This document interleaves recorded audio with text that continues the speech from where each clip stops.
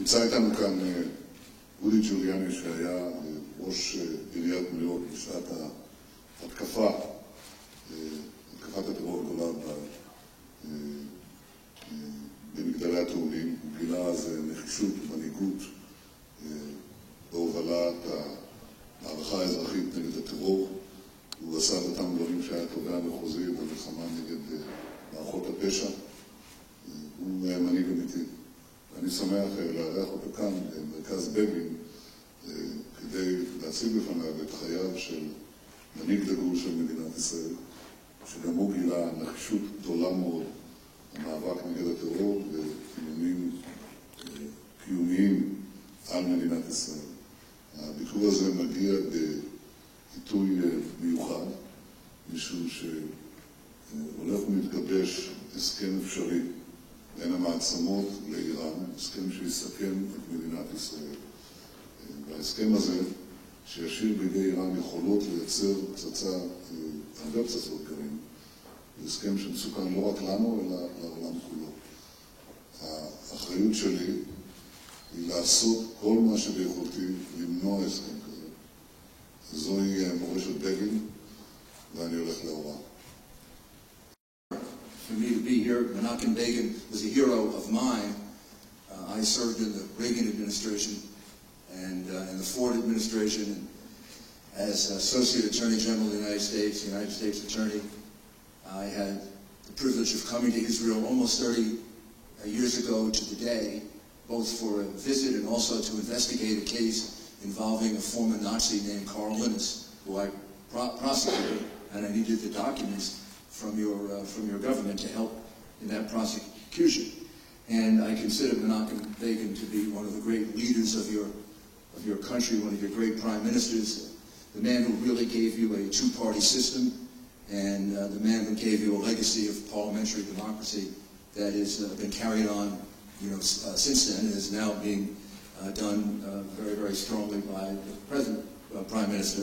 And I have no doubt, although this is probably presumptuous, but I have no doubt where Prime Minister Begin would stand on the agreement with Iran, which would be that it is a very, very dangerous agreement if it doesn't include the complete elimination of Iran's having any ability to have any kind of nuclear capacity.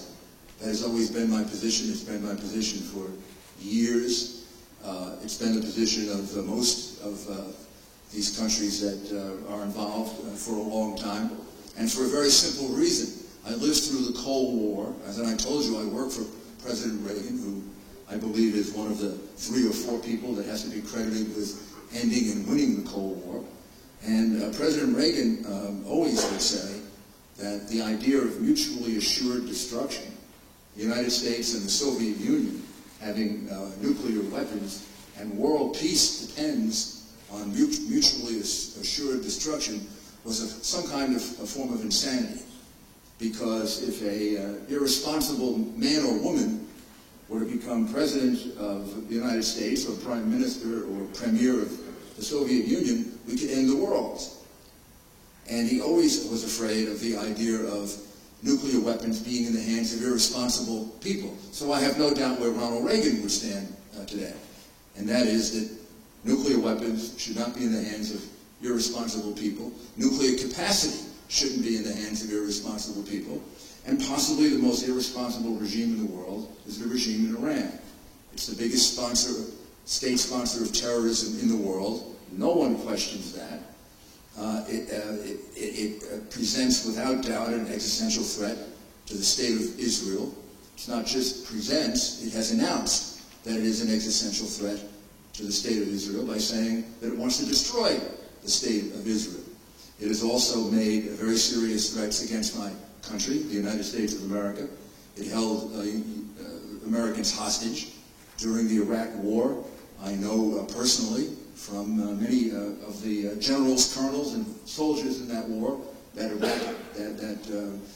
Iranians participated in that war. The Quds Force killed many Americans. So it presents not just a danger to the state of Israel, Iran as a nuclear force, or even with the capacity to easily become a nuclear power, would present a tremendous danger to the United States of America and to this entire region.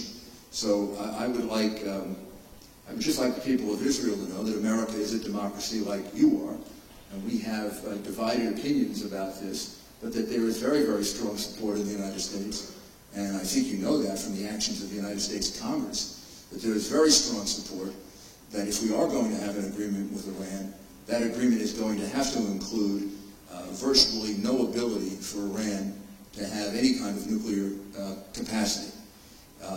And that I admire the Prime Minister for speaking out on that issue, but I actually believe he has no other choice as the leader of his country.